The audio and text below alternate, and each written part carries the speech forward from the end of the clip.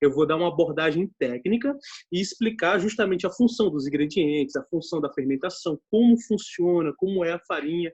E então a gente vai começar com uma breve explicação teórica aqui sobre justamente os componentes, né, os ingredientes que a gente vai estar utilizando, e em seguida a gente passa para o preparo. O preparo vai ser bem rápido, até porque tem alguns passos aqui que já estão adiantados, então a gente vai conseguir desenvolver com mais tranquilidade, e eu vou conseguir dar essa abordagem teórica que é fundamental para vocês. A aula de hoje, a gente vai preparar uma pizza, e deixa eu até posicionar melhor aqui minha câmera, e para o preparo da pizza, a nossa matéria-prima principal é a farinha de trigo, né? A farinha de trigo, pessoal, ela deriva, obviamente, do trigo, né? E ela é feita a partir da moagem desse trigo. Esse trigo ele passa por um processo de moagem, de refinamento, onde é retirada a casca e é aproveitado o miolo. E o miolo dele é rico em amido e proteínas.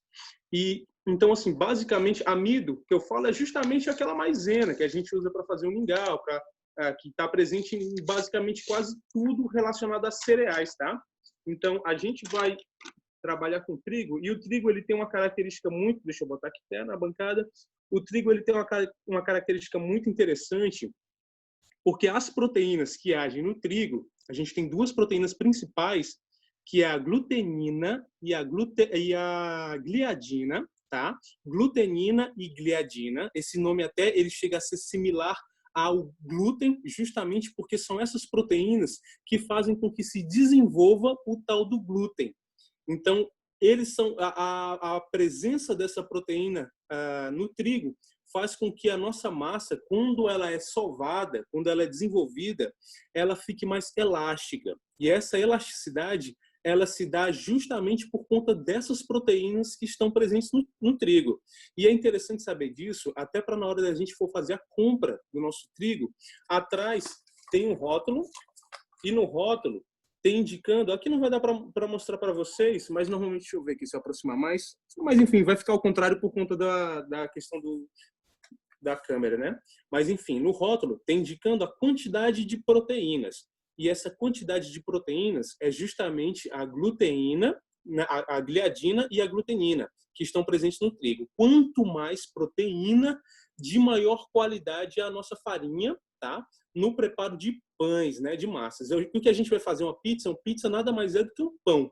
Então, para o processo de todos os pães, quanto maior a quantidade de proteína que tiver na nossa farinha de trigo, melhor, porque a gente vai ter um pão mais elástico, a gente vai ter um pão mais macio, mais levinho, tá? E é isso que ajuda essas proteínas para a gente. Eu vou fazer até uma experiênciazinha para vocês, eu vou desenvolver a aula e no final a gente vai dar uma olhada. Eu tenho uma massinha aqui, ó, tá num plásticozinho filme que eu já separei, tá? Eu tinha sovado essa massa ontem, tá? Então, assim, ela já tá com esse glúten bem desenvolvido. Eu vou melar aqui minha mão de óleo e vou estar mostrando para vocês o que é esse tal de véu de glúten, tá? Que se forma quando a gente sova bastante a massa. A massa da pizza eu vou sovar na mão, não vou sovar na batedeira. Então, provavelmente, esse véu a gente vai desenvolver bem menos do que a gente desenvolveria se a gente batesse na batedeira ou numa masseira, tá? Porque na mão o processo é bem mais demorado e também demanda tempo, bastante tempo, né? E suor também, né? Que o confeiteiro não aguenta. Mas olha, quando a gente vai esticando a massa, vê, ó, que ela vai ficando fininha, tá? E ela não rasga. E forma quase que um véu quase que transparente, ó. Isso aqui é a presença dessas proteínas que faz com que a massa tenha essa elasticidade. Essa massinha que eu desenvolvi ontem, eu vou colocar ela num potinho com água, tá? Vou colocar aqui dentro desse potinho com água. Vou deixar essa água lavando. No final da aula, a gente dá uma olhadinha como é que ela ficou. O que, que vai acontecer? Todo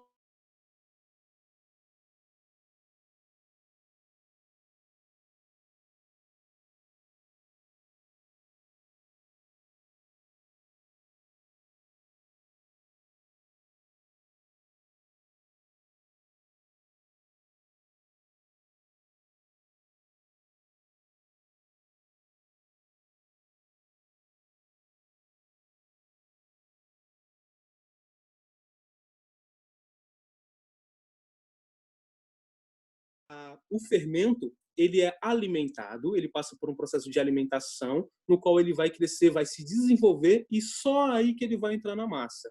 A gente não vai fazer isso hoje, a gente vai fazer o processo direto, tá? E para fazer essa massa, o segundo principal ingrediente é o fermento. Eu estou usando aqui um fermento que é o fermento seco, fermento biológico seco. Para todo pão, a gente sempre só vai usar fermento biológico, nunca fermento químico, né? Fermento químico a gente só usa para bolo. Qual a diferença deles dois? O fermento químico, ele é uma mistura, normalmente, de dois ingredientes básicos, o químico, certo? Que é o ácido tártaro e o bicarbonato de sódio. Eles dois, quando entram em contato com calor, liberam ali bastante gás carbônico, né? E isso já é bem diferente em relação ao fermento biológico, que é esse carinha aqui. Esse cara é uma matéria-prima viva, ele está vivo, né? Esse fermento aqui é composto por leveduras. No caso do fermento para pão, é uma levedura chamada de Saccharomyces cerevisiae. Olha o nome complicadinho desse cara aqui. E o que é essa levedura? Ele é da família dos fungos. E como é que ele vai atuar aqui na minha massa? Ele vai consumir açúcar, ele vai se alimentar, então ele vai consumir açúcar e vai liberar gás carbônico. E esse gás carbônico que ele vai liberar é que vai fazer a nossa massa crescer, tá? Então, por isso, sabendo que ele é uma matéria-prima viva e o pão é um produto vivo, a gente tem que ter cuidado para manipular ele, para que a gente não mate ele durante o processo. Então, tem alguns cuidados que a gente precisa fazer na hora que a gente vai preparar uma massa fermentada, certo? Para que a gente não mate o fermento e a gente tenha um processo bacana aí e a gente venha a ter um pão macio, ter um pão bacana, um pão suave, tá? Vamos começar agora o preparo da nossa massa. Vamos lá. Vou colocar aqui de lado. Deixa eu posicionar a câmera, tá? Vou pesar os ingredientes junto com vocês, tá? Vou voltar esse trigo aqui para o saco.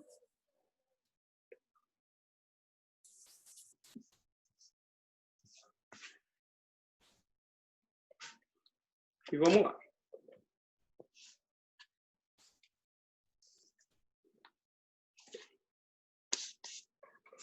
Estou aqui com a minha balancinha. Vou ligar minha balança. Vou tarar ela. Venho aqui com o meu bol, tá? E eu vou pesar para a nossa massa aqui 500 gramas de trigo, meio quilo. Tarei o bol e agora eu vou pesar meio quilo.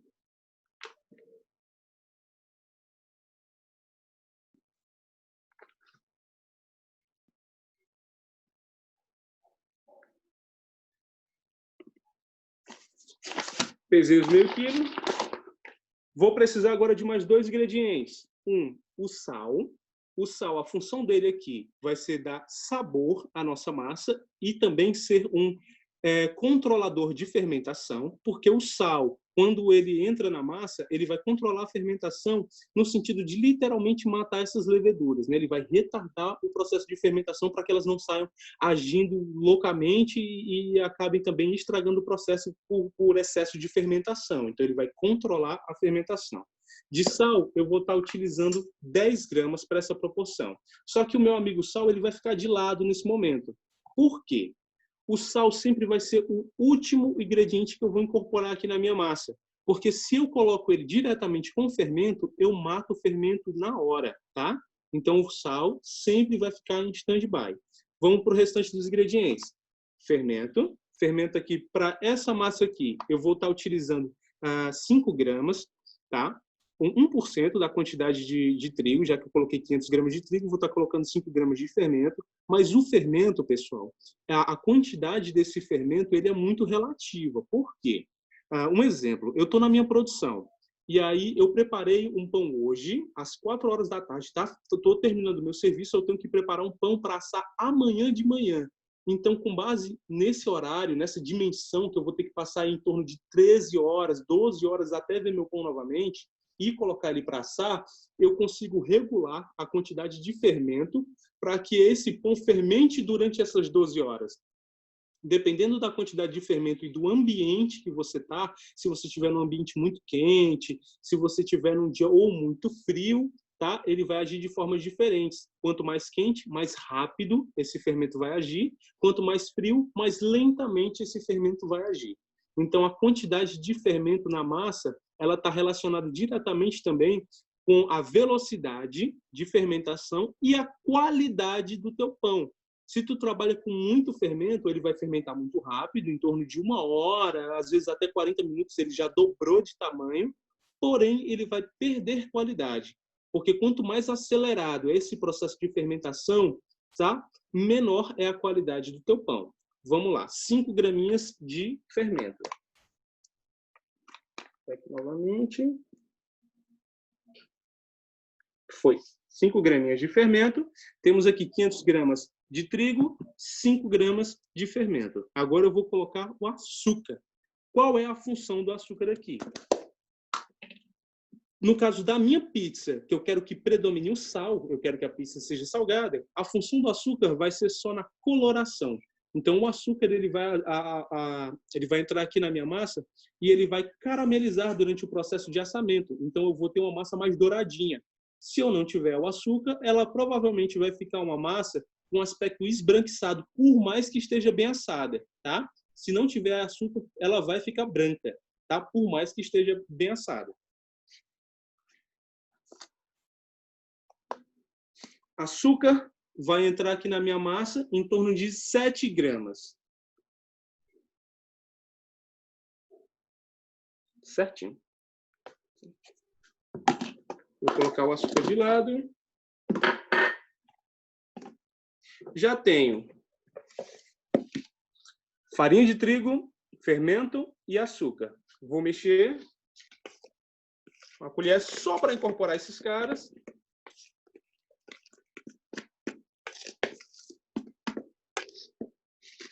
E aí sim eu posso vir com sal, só para que o sal não entre diretamente no fermento, né? Os dois não fiquem juntos ali por muito tempo e o fermento venha a morrer. Sal aqui, eu vou estar utilizando 10 gramas de sal para essa quantidade de farinha de trigo, que é em torno de 2%.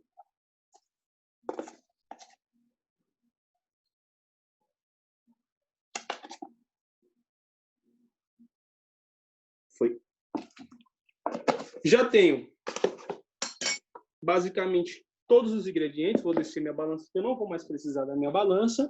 Vou aqui só pegar a água. A água, eu vou trabalhar com uma água que está gelada. Acabei de pegar a água estava na geladeira. Eu vou trabalhar com água gelada.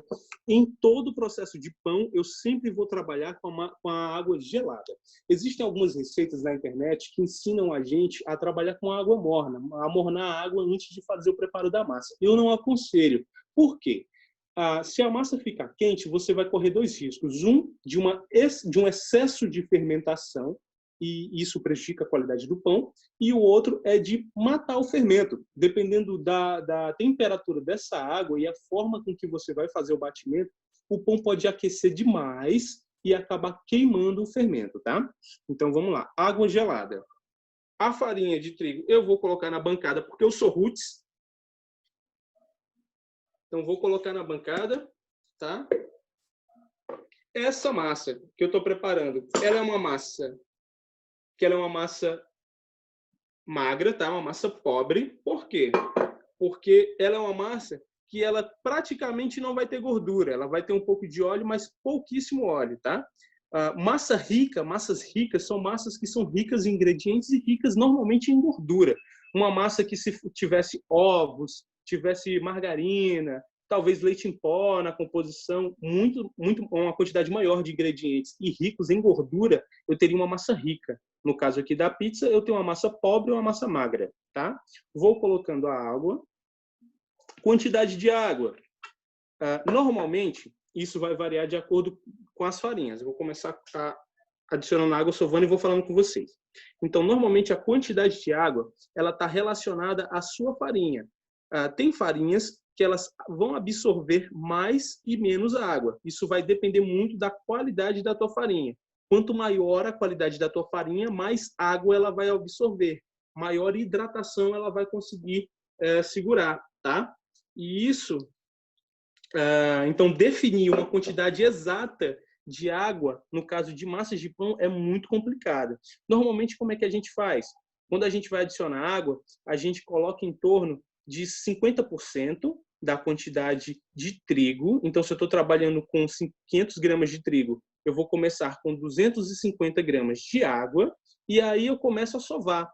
Caso eu sinta que essa massa está muito firme e que ela possa ser sovada mais, aí eu adiciono mais a água, tá? E vou fazendo essa adição de água até eu ver que chegou no momento bacana. Aqui, ó, vou começar a incorporar a água, tô incorporando, já incorporei uma parte da água, estou sentindo aqui que estou precisando de água. Vou colocar mais água.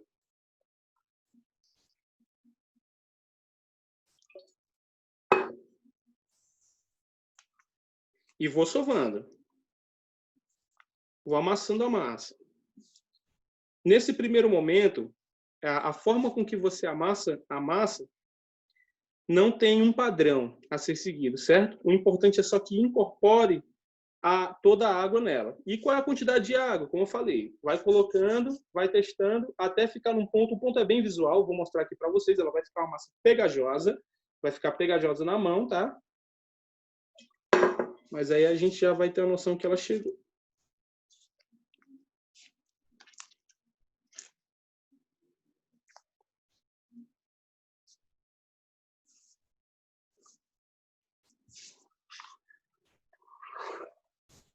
Minha massa, eu consigo aqui estar adicionando mais água.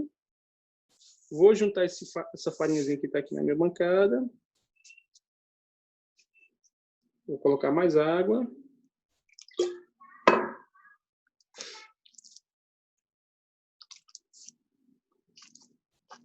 E vou amassando a massa e incorporando toda a água na nossa massa.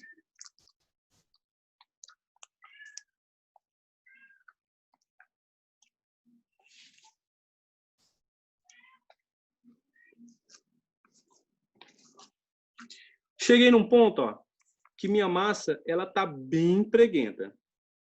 Bem preguenta. Tá? Minha mão toda tá toda suja praticamente. E a massa tá bem preguenta. Agora é a hora de sovar a massa. Eu tenho um resto aqui de farinha de trigo da bancada que já é da minha receita, eu não adicionei a mais, tá? E agora eu vou fazer a sova dessa massa. Nesse momento, como a massa tá preguenta, tá pregando na mão, você vai se sentir tentado a adicionar mais trigo aqui. Não faça isso. Só sova. Sova com muita fé em Deus, vai sovando que essa massa vai se desgrudar completamente da sua mão e ela vai se tornar uma massa lisa, tá? Se a gente coloca mais trigo aqui, provavelmente a gente vai estragar a massa. Por quê? Essa massa ela tem um balanceamento, né? Ela foi pesada, ela tem um peso ali de ingredientes, uma proporção de ingredientes ideal para dar esse resultado. Então, se a gente acaba colocando mais trigo, a gente perde a massa. Ela acaba não dando certo, por quê? Uma vez que você colocou mais trigo, você vai ter menos açúcar, você vai ter menos fermento, você vai ter menos sal.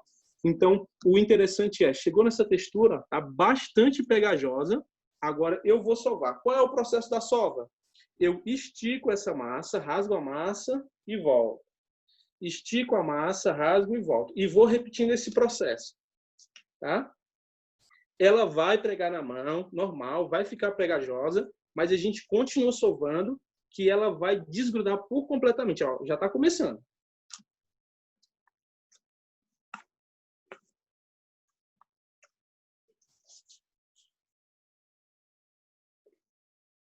Tirar esse excesso de farinha aqui.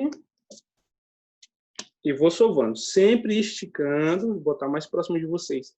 Seguro a massa, estico ela, rasgando a massa e retorno para o centro.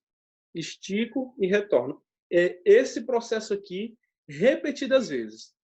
Outra forma que a gente consegue fazer também, rolo de massa, eu abro a massa, dobro a massa, abro novamente, dobro, abro novamente, mas nesse processo do rolo, aí eu já acho um pouco mais trabalhoso.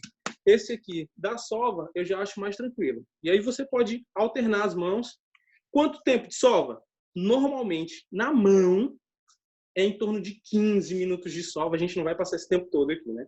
Mas é em torno de 15 minutos de sova, 20 minutos de sova, dependendo da quantidade de massa que você fizer. Quanto mais massa você fizer na mão, maior vai ser o tempo de sova, tá? E aqui vai, até a gente desenvolver glúten. O que está acontecendo? Ó? Eu tinha uma massa, acabei de começar a sovar, mas eu tinha uma massa que ela estava super preguenta. Agora eu já tenho uma massa que ela continua um pouco preguenta, mas já menos. Ó. Já está menos. Eu já consigo tocar na massa, tá?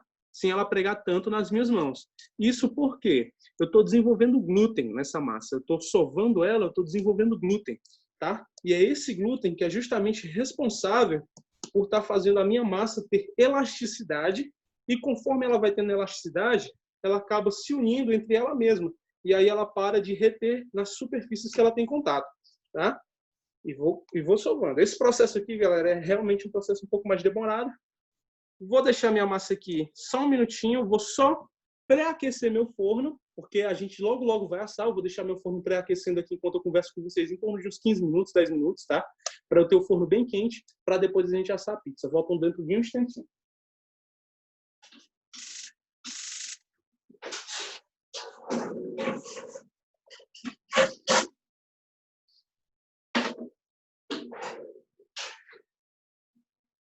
Voltei. Vamos lá. Vou continuar aqui mexendo. E vamos sovando a massa.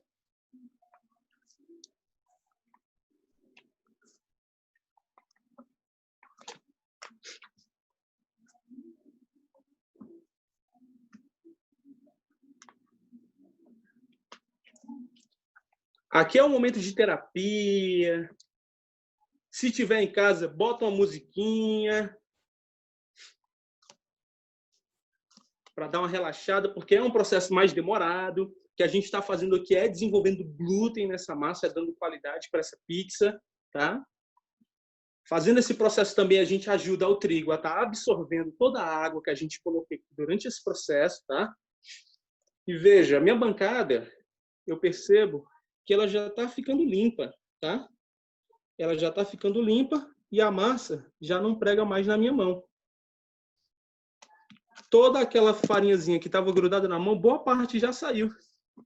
E eu já percebo que essa massa ela já está ficando bem sovada. Pode sovar mais? Pode sovar mais. Porém, o glúten, aquele véuzinho que eu desenvolvi com vocês no começo, ó, ele ainda não está se formando. Vou começar a esticar aqui. Ó, estou conseguindo abrir, mas ela está rasgando. Sinal que eu não tenho um véu forte. Já tenho formação de glúten, tá?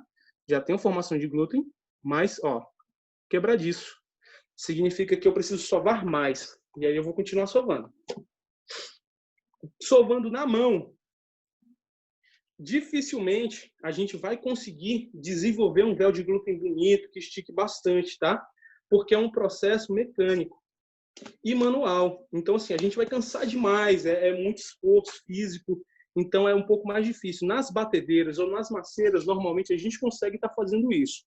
Wellington, tem uma batedeira em casa, eu quero preparar a minha pizza em casa. Como é que eu faço? Primeiro, você vai olhar a potência da tua batedeira. Tua batedeira ela tem que ter uma potência de pelo menos 15 watts. Se não tiver, eu não recomendo a fazer, porque senão você vai queimar a sua batedeira. E também, mesmo que ela tenha 500 watts, eu não recomendo que você faça com frequência, porque provavelmente também vai queimar a batedeira, porque as batedeiras elas não são feitas para processar pão, tá? Então, assim, se for fazer uma batedeira, faça aí uma vez no mês, 2 vezes no mês no máximo, entendeu? Só para realmente fazer um teste. E se sua batedeira tiver 500 watts? Qual é o batedor que você vai utilizar? Esse batedor aqui, tá? Esse batedor de gancho, eu tenho até um outro batedor aqui de outra batedeira, ou ele pode ser assim, ou ele pode ser assim. Esses batedores aqui é que eles vão bater massa, tá? Massas pesadas. Eles são feitos para massas pesadas. Tem aquele outro batedor de raquete, tem o batedor de globo. Esses não usem, porque senão vocês vão quebrar, com certeza, tanto... Falei em quebrar, eu derrubei. Vocês podem quebrar a batedeira de vocês, tá bom? Então, se for bater na batedeira, usa o batedor de raquete, beleza? Deixa eu só dar uma conferidinha aqui, que horas são para não me perder. Opa, beleza, vamos adiantar. Vamos lá. Pronto, sovei minha massa. Minha massa tá bonitinha. Vou pegar minha massa, vou colocar num potinho, tá?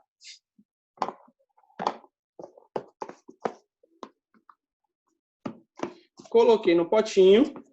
Vou cobrir esse potinho com plástico filme. Vou cobrir com plástico filme. Plástico filme ele vai entrar em contato com a massa, tá? Entrou em contato com a massa, coloquei ele todo coladinho. Vou tampar. Vou deixar aqui na bancada ou vou levar para minha geladeira por mais ou menos 60 minutos, 1 hora. Vou deixar ele fermentar, tá? Vou deixar ele dobrar de tamanho. Quando ele dobrar de tamanho, eu volto. Vai demorar mais ou menos 1 hora, tá? Levei para a geladeira. Vamos fingir que levei para a geladeira, tá? Voltei e olha como tá a massa. Os 500 gramas que a gente preparou, ó, dobrou de tamanho. Ela inicia o processo. Pequenininha assim, mais ou menos na metade. Dá um pouquinho maior do que a metade da vasilhinha. E depois de 1 hora, olha como ela já está. Dobrou de tamanho. Então, a gente sabe que aqui a gente já pode utilizar para a gente preparar essa pizza, tá?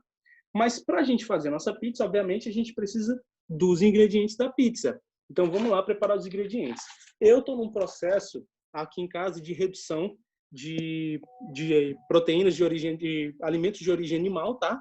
Então, eu vou estar preparando a minha pizza aqui apenas com vegetais. Vou estar fazendo molho de tomate, vou colocar alguns vegetais crus e vou levar para assar. Na casa de vocês, ou caso vocês queiram fazer em outro momento a pizza, aí você pode botar calabresa, você pode botar frango, botar queijo, tá? Na minha aqui, como sou eu que vou consumir, infelizmente eu não vou poder dividir com vocês, então eu vou fazer uma pizza mais magrinha. Tô meio que de dieta também, já tem muito carboidrato aqui nessa pizza, então vou colocar apenas alguns vegetais na minha pizza e vou estar levando ela para assar, tá?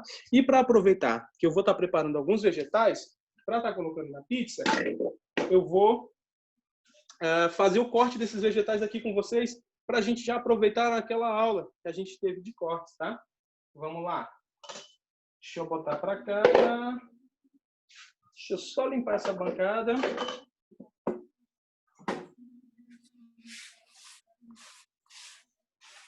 Dar uma limpezinha de leve aqui nessa bancada, não perder muito tempo.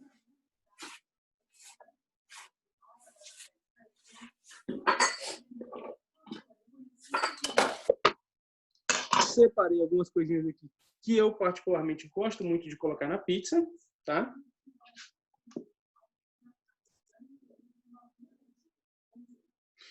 Vou lavar minha mão rapidinho, volto em um segundo.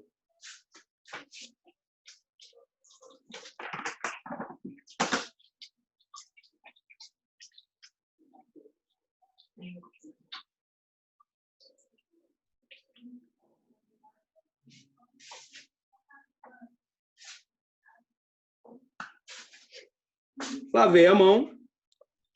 Vou pegar da minha pizza meu almigão, pimentão, que eu adoro, gosto muito de pimentão. Vou tirar esse talinho aqui do miolo. E para minha pizza eu vou cortar o meu pimentão em julienne. Quem assistiu a aula, todo mundo assistiu a aula, na verdade, né? O pessoal depois vai lá no YouTube e assiste. Lembra que o corte em julienne é esse corte de tirinhas. Eu sempre recolho os meus dedos, tá? E passo a faca e volto. Passo a faca e volto. E aí eu tenho meu corte julienne, que é esse corte tirinhas.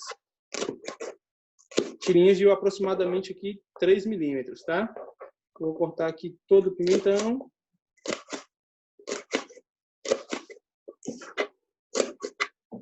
Mãe, vai ter pizza pro café da manhã, vai querer? Aí, bufa. Tem alguém pelo menos para comer a pizza. Agora, pizza para mim, a melhor é aquela pizza que a gente faz à noite e come de manhã gelada. Tira da geladeira gelada ainda come, eu adoro. Faz a pizza de noite, deixa na geladeira, de manhã ela tá gelada, não bota micro-ondas nem nada. Eu como do jeito que tá mesmo. Cebola, vou colocar na pizza também. Minha cebola. Tirar aqui o talinho.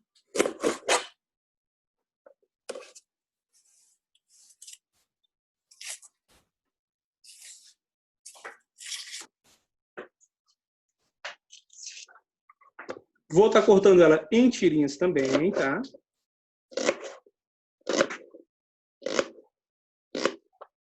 Tirinhas fininhas. Suficiente. Cortei em tirinhas. Vou deixar aqui em stand-by. E agora o meu tomate.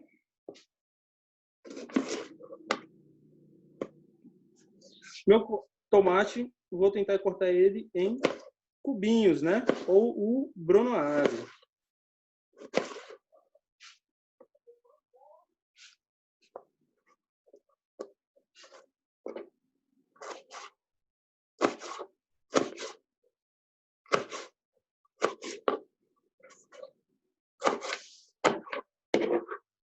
Não vou tirar a semente, não vou tirar a casca, eu gosto dele assim, tá? Pronto, tenho ele aqui todo em cubinhos, vou deixar aqui de lado. Tenho parte do recheio da pizza, deixei separado já um molhinho de tomate. Esse molho de tomate aqui é um molho artesanal. Como é que eu fiz esse molho, tá? Comprei tomate. O tomate, eu faço nele um processo de concassê, eu vou tirar a casca, eu vou fazer cortes na superfície do tomate, vou colocar ele em água fervendo para que solte essa casca, e aí eu levo esse tomate num refogado de cebola, de alho, azeite de oliva extra virgem e deixo ele lá lentamente murchando e soltando bastante a água. Coloco cenoura também, a cenoura ela dá uma adocicada no molho, fica bacana. Deixo ele reduzir, ele vai ficar no fogo ali em torno de 40 minutos, reduzindo lentamente. Depois eu processo ele no liquidificador, coloco um pouquinho de sal, manjericão, tem um molho de tomate. Se o teu tomate estiver super maduro, ele vai acabar ficando um molho bem vermelho mesmo. Se ele não estiver tão maduro, ele vai ficar um molho mais clarinho, mas vai ficar super bom também. Então, vale muito a pena fazer. Eu acho que sai muito mais barato do que a gente está comprando molho de tomate industrializado. Sai muito mais gostoso, tá? Vou colocar meu molhinho de tomate aqui. E agora a gente vai abrir a nossa pizza. Tenho a minha massa, que já fermentou. Ela está pronta já, tá? E como é que eu vou fazer para abrir? Em bancada, vou colocar um pouquinho do trigo.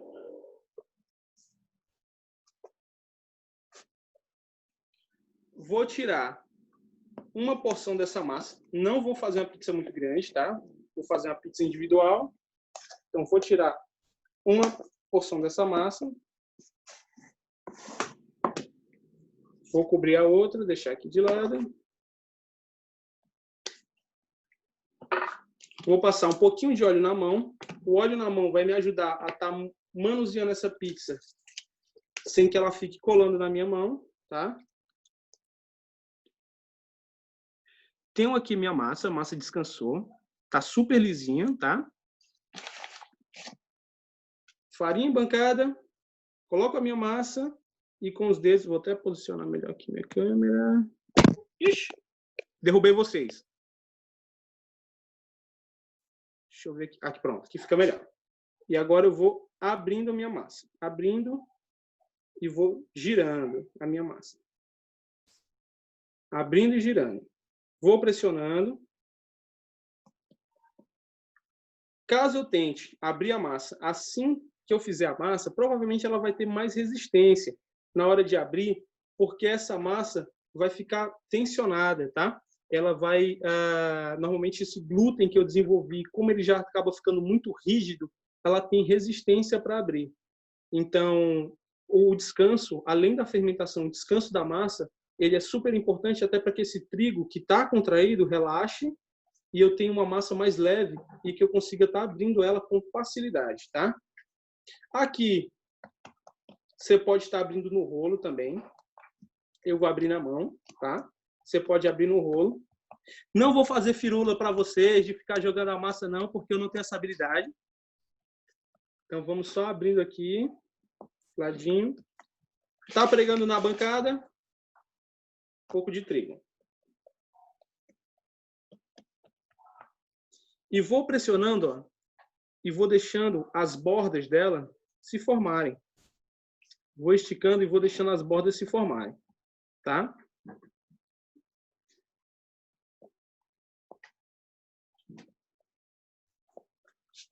Essa pizza, pessoal, obviamente que vocês têm uma base de massa, certo? Então, assim, formato dela, você pode fazer do formato que quiser. Pode fazer também salgado de forno, tá? Faz o salgado, consegue estar modelando o salgado pincelando o gema de ovo e está levando no forno, recheando com frango com catupiry, frango com bacon, calabresa, misto, e está fazendo um salgado de forno, tá? Você consegue também estar fazendo com ela um salgado frito, modelou o salgadinho, deixou fermentar, certo? Você consegue estar levando ele no óleo e fritar esse salgado, vai ficar parecido com aquele salgadinho que é aquele pão de queijo que normalmente vende assim, né, nessas padarias, que ele tem a casquinha mais crocantinha e o miolo bem macio, como se fosse um pãozinho. Também essa massa você consegue estar fazendo isso, tá? Sem problema algum. Abri aqui minha massa, tá? Dá uma esticadinha nela aqui só para deixar o interior mais fininho. Abri minha massa, tá bem rústica. Agora eu vou levar minha massa para uma forma e vou rechear a massa, tá? Preparar aqui a forma. Forno. O meu forno, eu pré-aqueci ele, vou botar um fiozinho de óleo na minha forma, tá? Meu forno está pré-aquecido já a 250 graus. É o máximo que o meu forno faz, tá? Eu prefiro fazer ela em forno máximo, sempre que eu vou fazer, porque eu vou conseguir assar minha massa, tá? Porque é uma massa que vai ficar mais fininha, eu vou conseguir assar minha massa sem problema e vou conseguir também apenas derreter o queijo. Eu não quero que ela cozinhe com excesso, que é o que eu coloco ali 180 graus e ela acaba ficando 30 minutos, 40 minutos assando, porque isso vai fazer com que o meu queijo, o meu recheio, se eu estiver usando queijo, se eu estiver usando algum creme, um requeijão, um catupiry, ele vai ressecar e não vai ficar legal, não vai ficar aquele cremoso. Então eu prefiro colocar o forno pré-aquecido a 250 graus. Se quiser, pode pré-assar essa massa também. Como seria o processo de pré-assar? Do jeito que está aqui, leva para o forno, deixa lá por 5 minutos e tira. E aí você consegue guardar a massa pré-assada, tá? Na sua casa, embala ela com plástico filme, guarda ela na geladeira. Quando você quiser fazer a pizza, você recheia e leva para o forno. Super simples. Tenho aqui, vou colocar só um suporte aqui, vou botar minha balancinha para suporte aqui, para vocês conseguirem ver aqui a montagem. Tenho aqui o meu molhinho, vou colocar meu molho aqui no centro. Vai ter esse pão aqui. Não, pode comer, é nosso.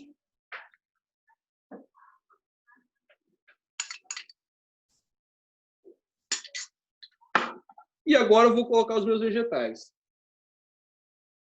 Lembrando que é o recheio da preferência, certo? Essa aqui, como infelizmente eu vou comer sozinho, então eu vou fazer ao meu gosto, né? Mas caso vocês forem fazer, o recheio da preferência de vocês. Se fosse um caso de um frango já cozido, desfiado, tá? Ou em filetinhos, em pedacinhos, tá? Se fosse uma calabresa, é interessante antes dar uma pré-fritadinha na calabresa, bem rapidinho, nada demais, só realmente para ela liberar um pouco mais de sabor, até porque como o processo de forno é rápido, a calabresa ela já vem cozida de fábrica, né? Ela passa por um processo chamado de defumação, mas é bom dar uma fritadinha nela antes, porque aí a gente consegue estar liberando mais sabor, tá? Vou colocar aqui o meu pimentão.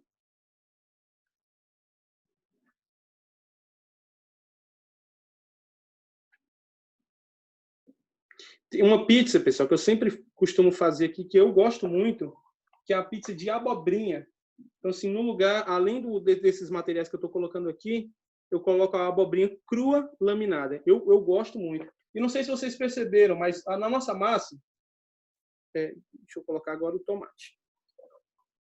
A nossa massa, ela não vai nenhum ingrediente de origem animal. Então, o que a gente tem aqui? A gente tem farinha de trigo, a gente tem açúcar, sal e fermento biológico. Então, assim, não foi leite na nossa massa, não foi ovos na nossa massa, não foi margarina na nossa massa. Então, na montagem que está aqui, eu tenho um produto vegano, por exemplo. Tem um produto vegano e tem um produto também zero lactose. Então, assim, eu agradei 2 tipos de público aqui. E a gente sabe que, hoje em dia, a comunidade das pessoas que estão ingerindo menos produtos de origem animal está crescendo bastante, e a tendência de pessoas também com intolerância à lactose está crescendo bastante. Então, essa massa, o padrão dessa massa, eu consigo estar agradando as pessoas que têm intolerância à lactose, né? E eu poderia estar até montando ela com outro recheio, com recheio de proteína animal, com carne, com uma carne do sol, com uma calabresa. Eu só não poderia estar colocando a queijo, né? Porque intolerância à lactose, obviamente, não podem comer nenhum produto derivado de animais.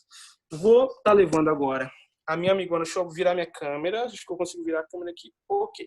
Vou estar levando a minha amigona agora pro forno, tá? O forno tá pré-aquecido, tá no máximo, tá truando, tá? Vou coloquei, ó, dentro do meu forno, tem uma forminha já, porque eu quero que a minha pizza fique mais elevada, mais próxima do teto, tá? E vou deixar ela assar aqui dentro do forno. Deixa eu voltar aqui, deixa eu virar a câmera. Ela vai passar em torno de uns 10 minutinhos assando. Enquanto ela assa, a gente vai conversando aqui e vai debatendo o que a gente acabou de fazer. Deixa eu só limpar mais uma vez a bancada. No começo da aula eu tinha colocado a nossa massinha aqui dentro de um potinho com água, né? Para a gente fazer a nossa experiência. Olha como está o potinho com água. A água está branca, tá vendo? Está bem esbranquiçada. Isso significa que essa massinha que a gente colocou aqui está liberando bastante amido. Ela está soltando todo o amido dela na massa, tá? Vamos tentar pegar agora essa massinha e vamos lavar ela. Vou realmente emergir ela aqui em água e vou lavar e vou tentar tirar dela aqui o máximo de amido que eu conseguir. Ó, quanto mais eu mexo nela, mais branquinha vai ficando a minha água.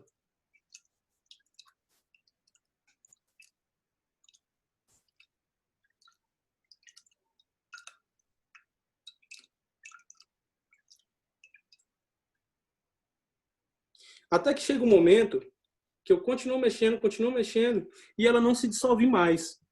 E ela, ó, perdeu bastante do volume dela, tá bem pequenininha. Ela não se dissolve mais, por quê? Porque essa parte aqui agora dela é apenas proteína e ela não é solúvel em água. Então o que a gente tem aqui é glúten. A gente tem aqui apenas glúten, tá? Que é a proteína do trigo, ó. Esse aqui é o tal do nosso amigão glúten. E o glúten, o pessoal tem muito preconceito em relação ao glúten. Aqui, quando a gente estica aqui, a gente até vê o tal do véu, né, se formando. Ó. Aqui é o puro glúten, que a gente dissolveu em água. Ó. E ele é como essa borrachinha, parece até uma slime. E ele acaba não se dissolvendo mais na água, né? Porque essa proteína aqui, a ingestão dela é muito difícil de ser feita pelo nosso corpo. Por isso que existem os celíacos, que são pessoas que são intolerantes ao glúten. Mas muita gente tem um conceito de que glúten faz mal à saúde. Não faz, né? O glúten ele não faz mal à saúde. Até porque o nosso corpo ele não absorve esse cara aqui. Do jeito que ele entra, ele sai. Então, assim, nosso corpo ele não absorve nada de glúten, né? A gente não consegue absorver glúten, tá? Então, esse mito que glúten faz mal à saúde, isso não é uma verdade, tá? O que acontece? O que pode acontecer? No caso da doença celíaca, é como a gente não consegue processar esse cara no nosso organismo, ele pode acontecer se você tiver alguma disfunção, tá? Ele ficar acumulado. E o acúmulo dele faz com que a gente acabe não ingerindo nutrientes e proteínas como a gente deveria. O nosso corpo acaba não conseguindo absorver esses nutrientes.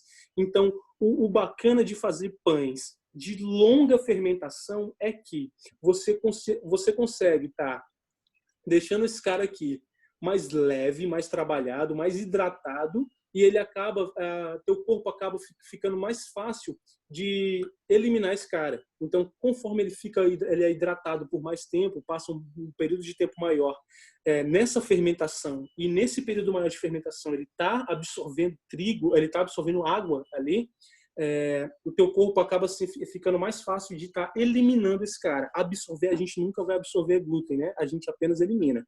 Mas o interessante é que a gente trabalhe de uma forma que a gente consiga tornar ele mais saudável, né? Ele mais fácil de ser eliminado pelo nosso corpo. Existem uns pães, uma linha de pão, que é chamado de pães de fermentação natural. O que são esses caras, né?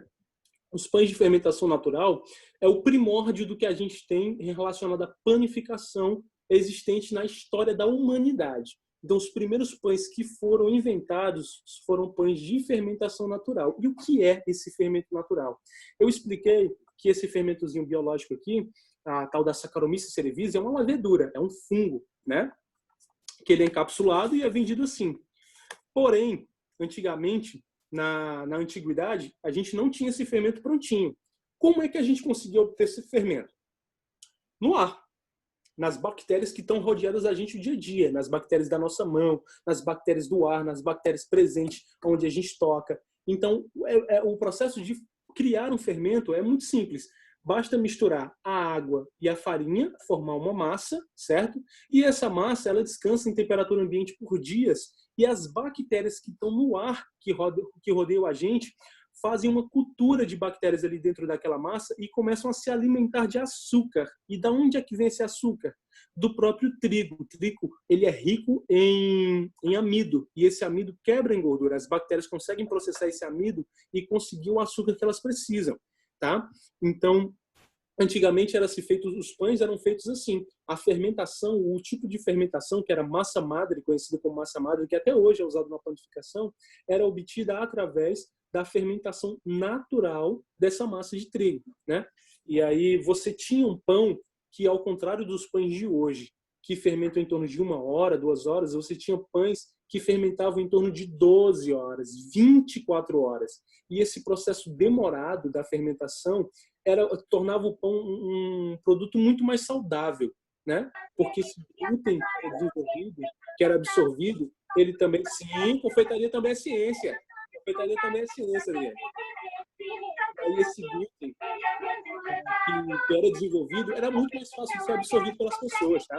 Então, quanto maior o tempo de fermentação, melhor a qualidade do teu pão, mais macio, mais gostoso vai ficar teu pão, e também menos, não vai ter aquele peso, não vai ser aquele pão pesado que a gente come, fica empachado, se sente mal, tá? É aquele pão leve que a gente come e fica tranquilo. Se bobear, come até mais de um, tá? Então, a longa fermentação, ela, além de tornar um produto melhor para a gente, ela também faz com que a gente desenvolva um produto mais saudável, né? Para que as pessoas consigam consumir aquele produto durante um maior período de tempo, durante a vida delas, e não venham a se prejudicar.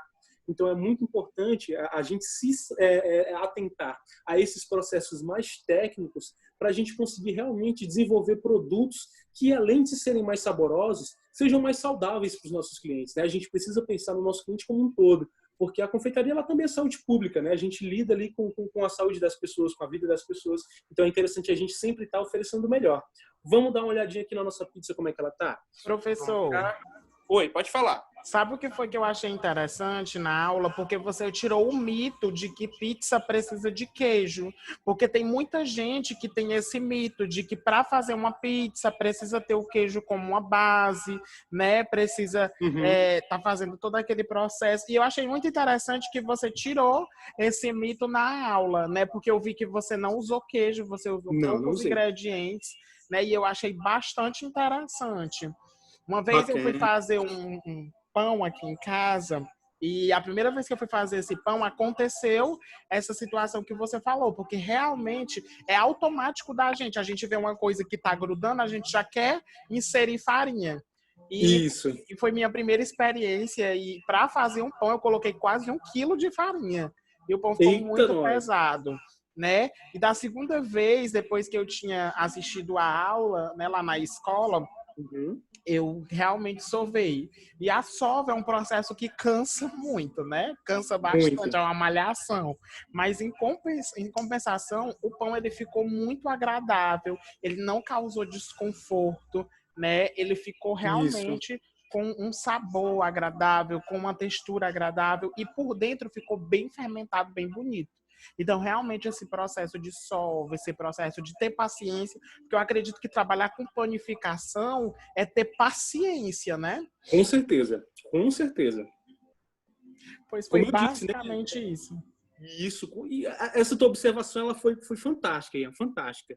realmente essa questão de mitos em relação à gastronomia, eles precisam ser quebrados, né? Porque a gastronomia é um universo, a gente consegue usar as matérias-primas da forma que a gente quiser, da forma que a gente consegue casar melhor, de acordo com a necessidade das pessoas também. Porque como a gastronomia ela também está relacionada a mercado, está relacionada a empreendedorismo, a gente está criando produto e o produto ele precisa ter necessidade, né? As pessoas precisam necessitar desse produto para que ele venda, de certo modo. Então, assim, de acordo com as tendências que estão mudando, a gente precisa se adaptar a essas tendências, né? E aí está criando novos produtos. Esse produto que eu fiz, por exemplo, é um pão que ele não tem lactose, ele não tem queijo também, ele tem ali um mix de verduras que, no caso, para mim, ele é agradável, mas podia ser mais incrementado sim, sem problema nenhum, é porque realmente eu estou fazendo ao meu gosto aqui, mas que é um produto vegano. E um produto vegano também já quebra outro mito de que cozinha vegana é natureba, né? Porque aqui eu estou fazendo uma massa rica em carboidrato, que a pessoa vai comer, ela consegue se fartar ali com aquele produto. Então, não necessariamente por ser um produto vegano também, que precisa ser um produto natureba. Eu consigo estar fazendo também uma coisa bem gorda, uma coisa com que dá bastante vontade de comer.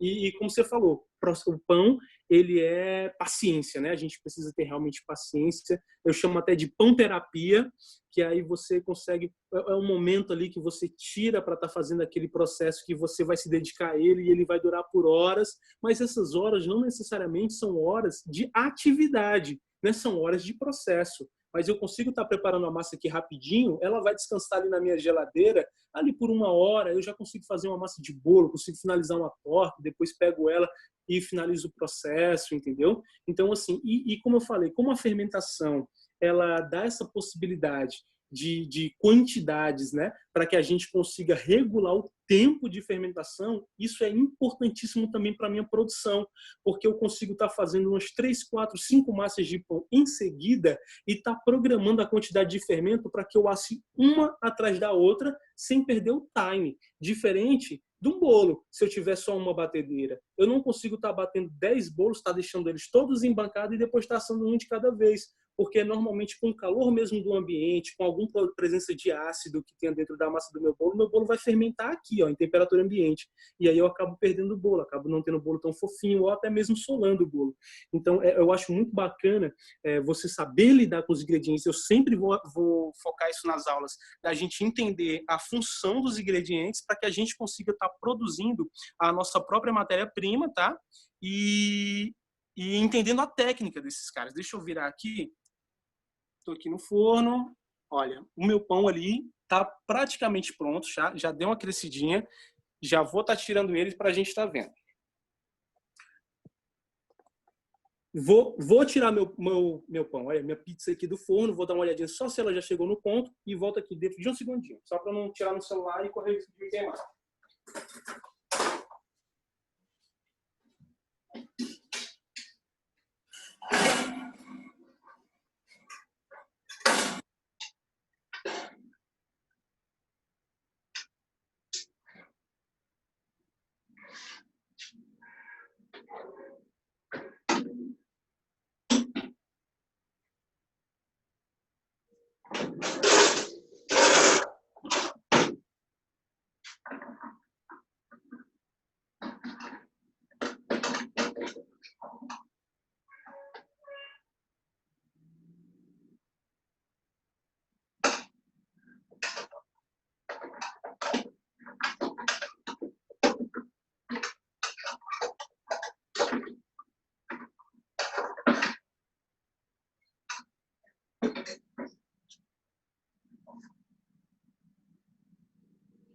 Tirei meu amigão.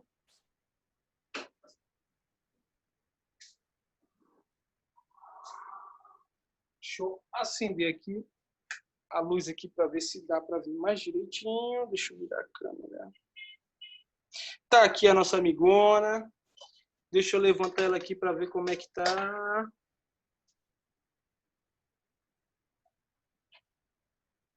Tá bem quadradinho aqui por baixo. Dá para pegar mais tempo? Dá para pegar mais tempo de forno. Não sei se vocês perceberam, mas ela cresceu, tá?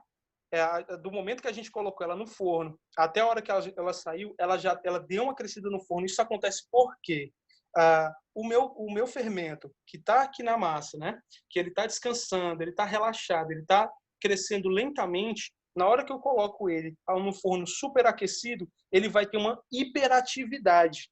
Então, nesse momento, ele vai começar a consumir, vai começar a se alimentar rapidamente, e aí vai acabar com que ele vai dar um boom, vai dar um salto na minha massa, tá?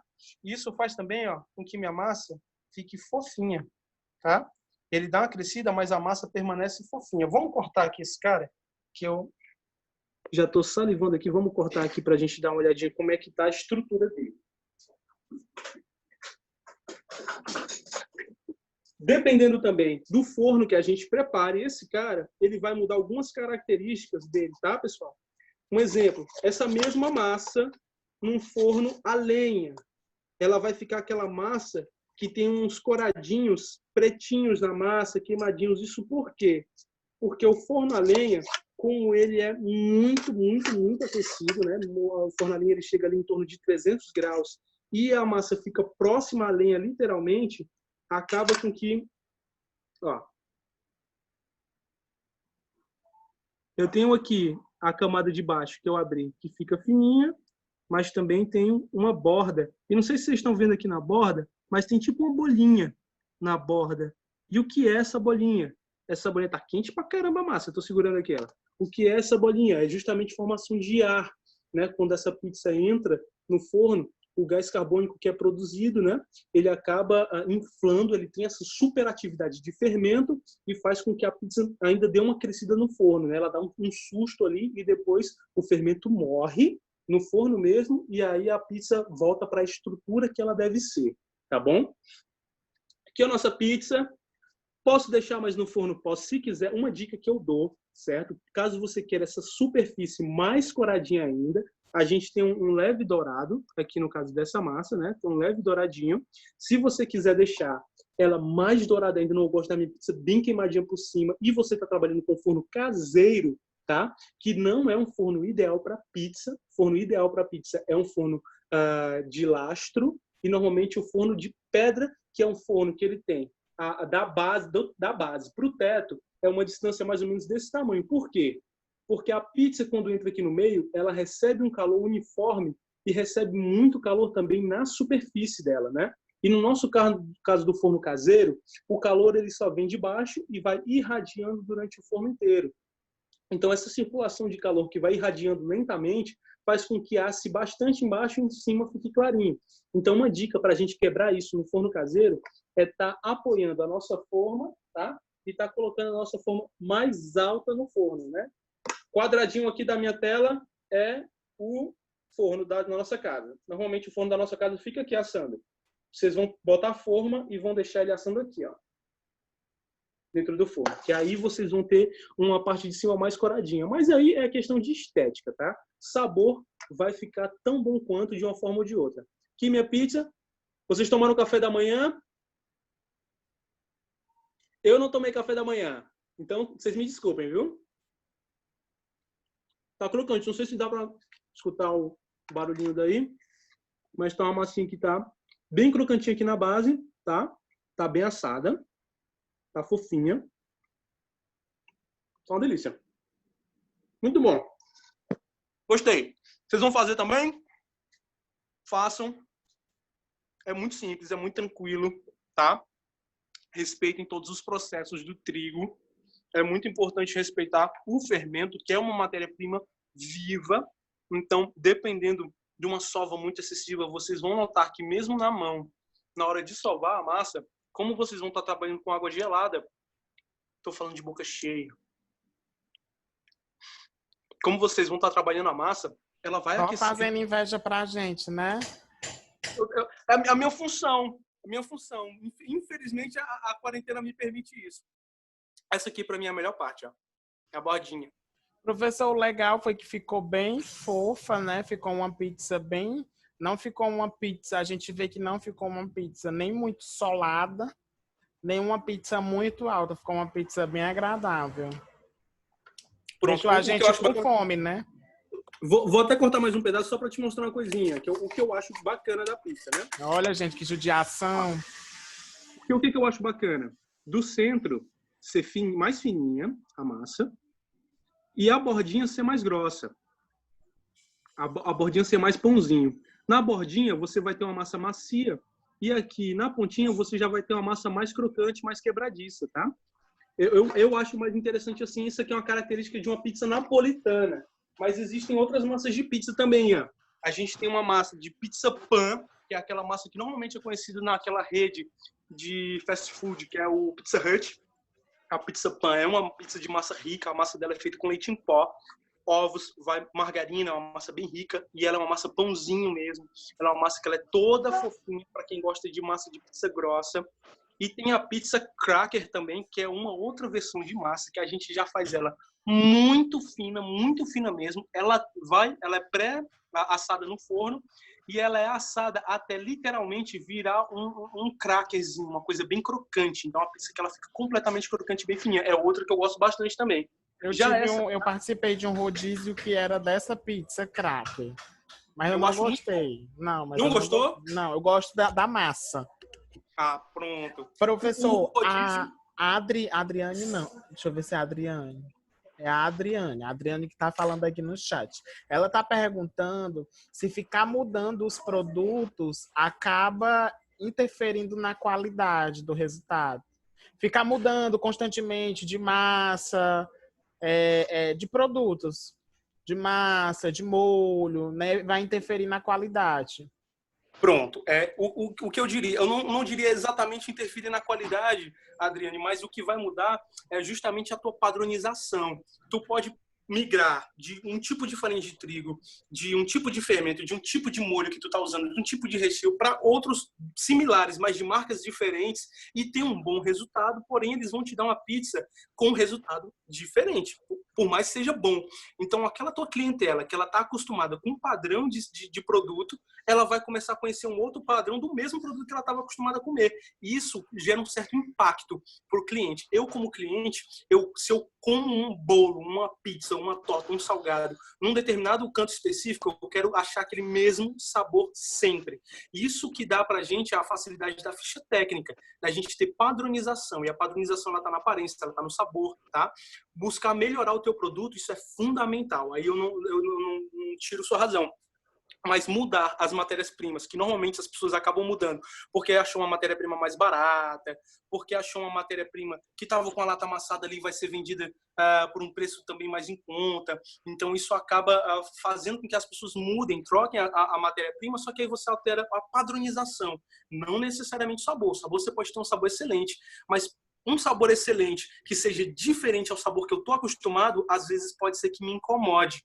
Então, você pode acabar selecionando teus clientes e talvez até perdendo clientes, entendeu? Por conta disso. Eu não aconselho. Eu aconselho a você fazer bastante testes, chegar num produto excelente, de um resultado perfeito e ali você mantém.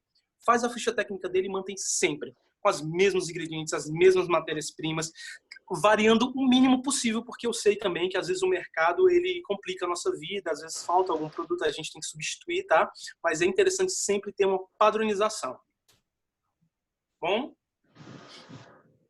Vocês têm mais perguntas, pessoal? Se ficou alguma coisa em dúvida em relação a isso, em relação à fermentação, em relação ao desenvolvimento de glúten? Eu acho que essa era a aula que a gente estava precisando, né? Eu acho que esse modelo de aula era o que a gente estava precisando, porque foi muito produtiva, muito produtiva mesmo. Pô, muito obrigado. São 9h36, mas parece que foi 20 minutos. A gente nem sentiu o tempo passar. Ô, coisa boa. Fico muito feliz, muito feliz.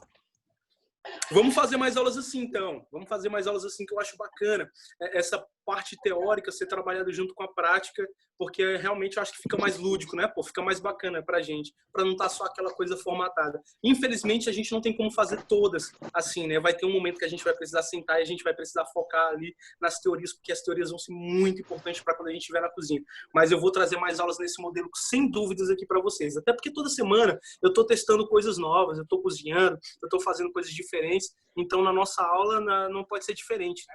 Dá para trazer muita coisa aqui bacana. Deixa eu só te dar uma orientação, se em algum momento que você estiver cozinhando alguma coisa, fazendo alguma coisa, você quiser gravar um vídeo para encaminhar lá no grupo, pode gravar nesse momento, né? E aproveitar para estar mandando material extra também. Não necessariamente do que é abordado no curso, mas vamos supor que você está fazendo uma receita, né? Que eu vi que você fez uma receita de calabresa, foi um pão de calabresa e ficou maravilhoso. Se quiser gravar também para mandar lá, pode mandar, tá bom? E aí eu quero só te pedir uma coisa maravilhosa que vai fazer como tarefa de casa. Você coloca lá no grupo os ingredientes que você usou e as quantidades, tá certo? Para que cada pessoa faça a ficha técnica da sua pizza, combinado?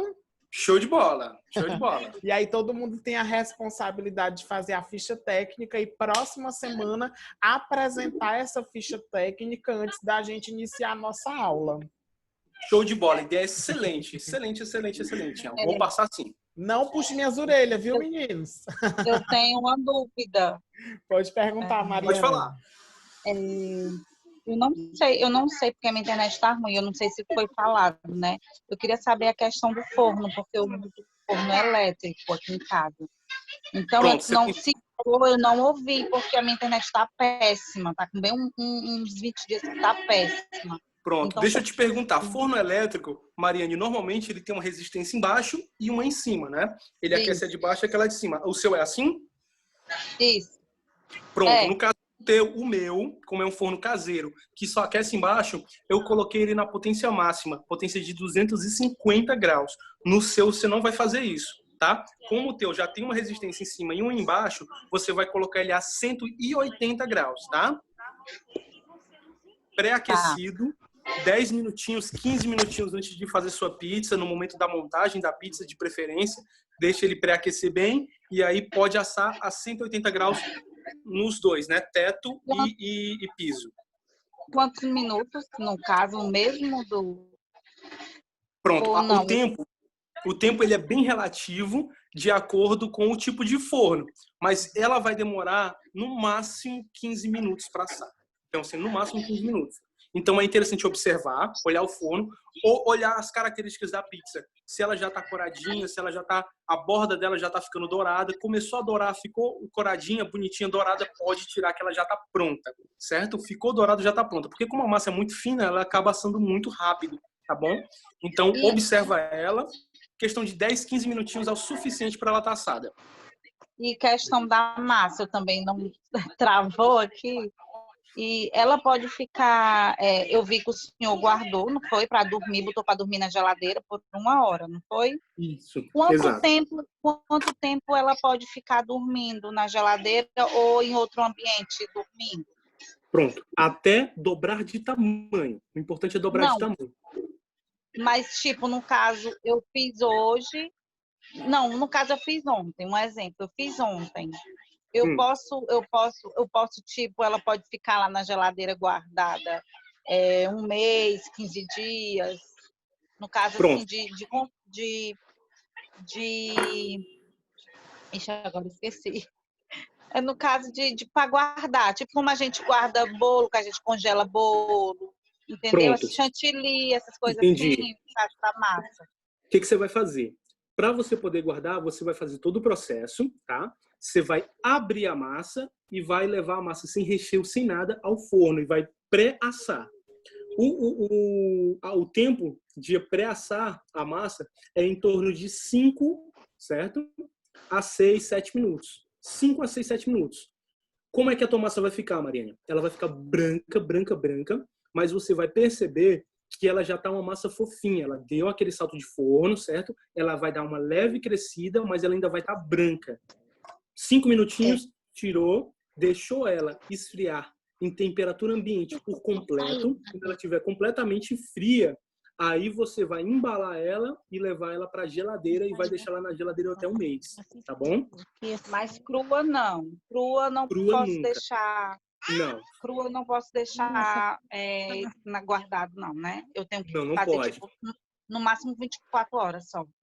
Exato, entendeu? Assim, 24 horas depende. 24 horas seria, para você fazer ela com 24 horas de antecedência, você vai ter que diminuir a quantidade de fermento dela. Aqui eu estou usando 1% de fermento, né? 5 gramas. Nessa quantidade que eu estou usando aqui, você consegue até fazer isso. sem problema. Agora, se você fazer com uma quantidade maior de fermento, eu quero assar ela imediatamente, eu já vou estar usando 10 gramas de fermento, já vou estar usando um pouco mais. Então, aí já não. Então, assim, se você souber que você vai fazer, tipo, eu quero fazer hoje à noite, Wellington, e eu quero usar só amanhã de manhã, então sempre você regula a quantidade de fermento para menos, tá bom? Para diminuir a atividade desse cara. Se você coloca muito fermento, ele vai dobrar, vai chegar de tamanho, o que é que vai acontecer? Se eu botar muito fermento na minha massa e não usar a minha massa, ele vai consumir açúcar, vai consumir açúcar, vai consumir açúcar. Quando ele não encontrar mais açúcar no açúcar adicional que a gente colocou, ele vai atrás do açúcar que está no trigo, que é o amido. Vai comer esse açúcar. Se passar tempo demais, ele vai começar a produzir, além de gás carbônico, álcool. Então, nossa massa vai ficar alcoólica e vai ficar com um gosto similar a ácido acético, que é aquela acetona. Vai ficar com gosto similar a isso, vai ficar um amargor, vai ficar estranho. Não vai ficar prejudicial à saúde, dá para comer, mas vai ficar com um gosto assim, não muito bacana, entendeu? Vai perder leveza, vai perder maciez, vai ficar uma massa mais rígida, porque esse fermento morreu, ele vai perder a atividade. Então, se vai fazer de um dia para o outro, usa em torno aí de 0,5% de fermento, 1% de fermento no máximo, tá bom? No caso, congelar nunca, né? Congelar nunca, porque assim, existem massas que quando fermentadas, né? O fermento é uma matéria-prima viva. Então, assim, existem massas que quando fermentadas podem serem congeladas, mas aí é uma tecnologia diferente que a gente usa, porque existe um fermento específico, existe um fermento específico que suporta congelamento, existe um melhorador específico que suporta congelamento. Esses de supermercado você até consegue, pode ser que você consiga fazer um congelamento e depois tenha uma atividade de massa, mas não necessariamente você vai conseguir repetir essa proeza sempre, certo? Então eu não aconselho congelar também não, porque o congelamento pode matar também as tuas leveduras. Mas, professor, deixa eu te perguntar, depois da pizza feita, ela pode ser congelada por quanto tempo? Pronto, depois da pizza feita, é interessante ela ser feita e não ser recheada, tá? A massa, só a massa, sem o recheio. Ela congelada, ela vai ficar aí em torno de 3 meses congelada. A massa congelada em torno de 3 meses, tá? Mas aí como é que funciona a questão? Eu asso só a massa e aí eu congelo? Só a massa. Você vai pré-assar só a massa. Você não vai chegar completo. A tua massa, ela não vai ficar assim, ó, douradinha.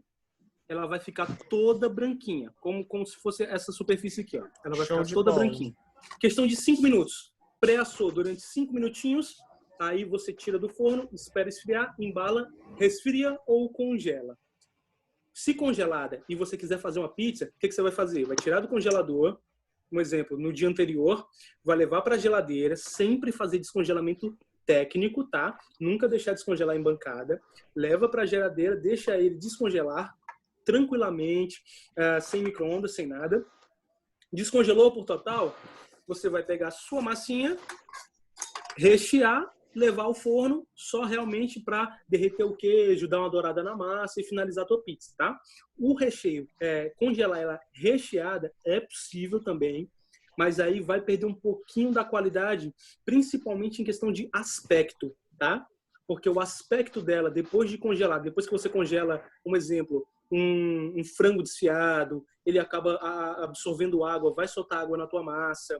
Se você congela um queijo também, ele acaba depois soltando bastante água quando você vai levar para assar. Então, congelar ela recheada, eu já não aconselho, porque aí você vai ter que fazer uma pizza bem seca, com bem menos umidade, para que ela consiga ser congelada assada já, né? Recheada. Então, eu aconselho sempre, se for congelar, se for armazenar, apenas a massa, sem recheio nenhum. Tá? Show de bola, porque tem muita gente aqui, né, que trabalha com bolo. E aí já tem esse costume de fazer o congelamento de bolo.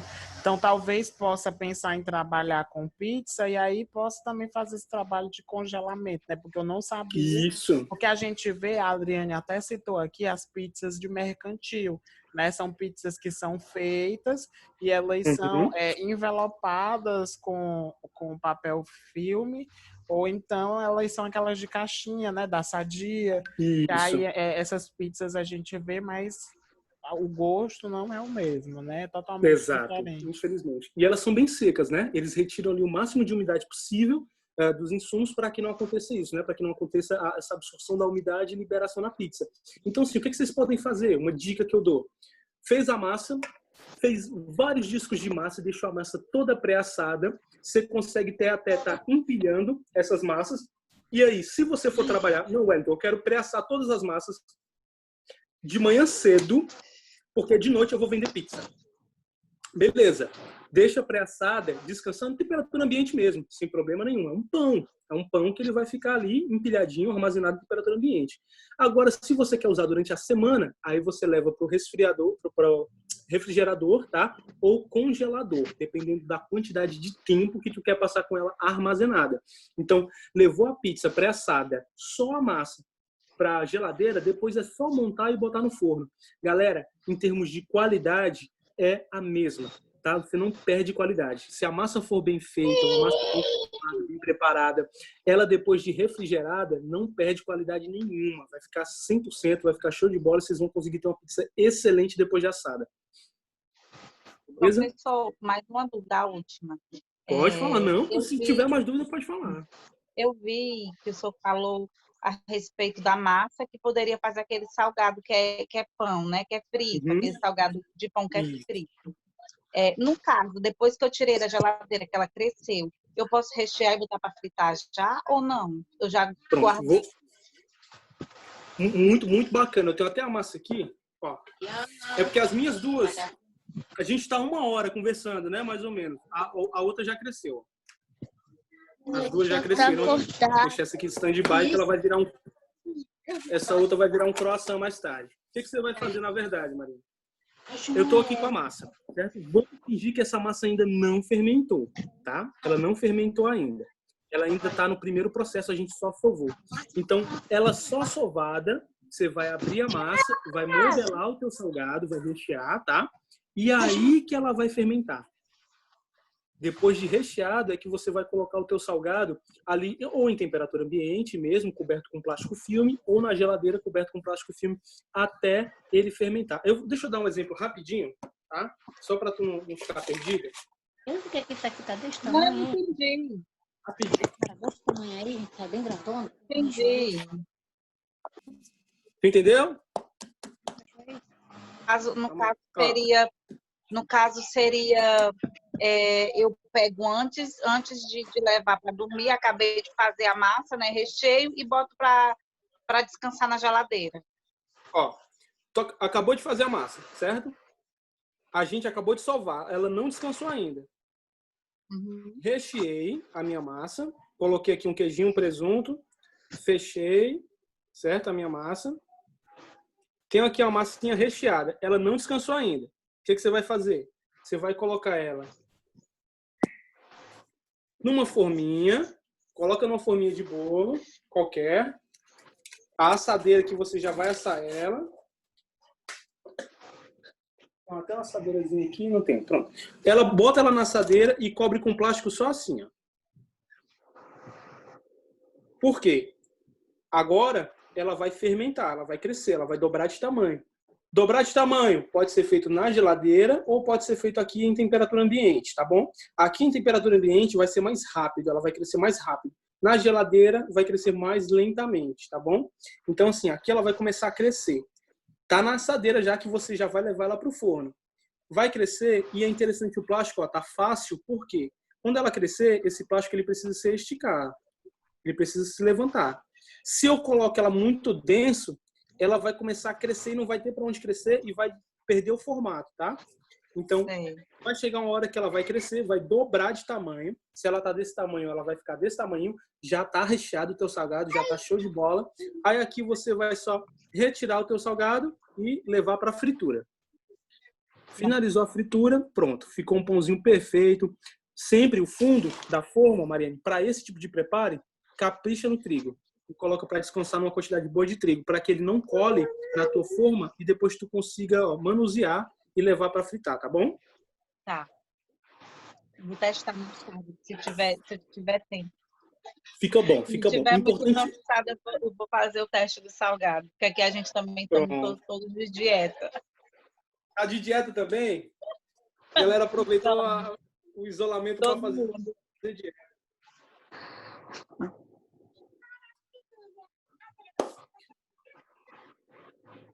Vocês têm mais alguma dúvida, pessoal?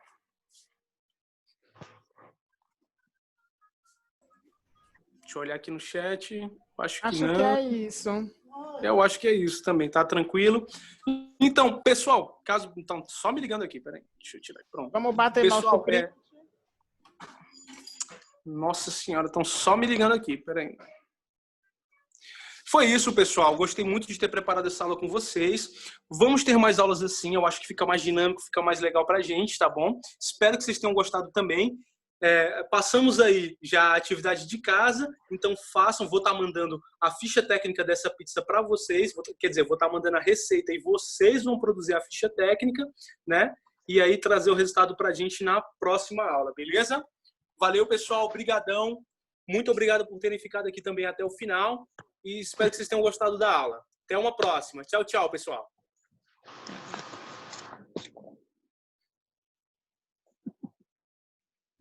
O nosso print, meu povo. Cadê o sorriso?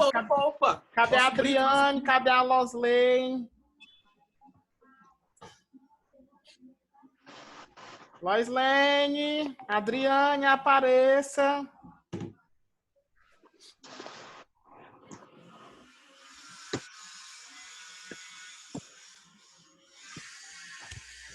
Adriane, cadê você? Loslene, cadê você?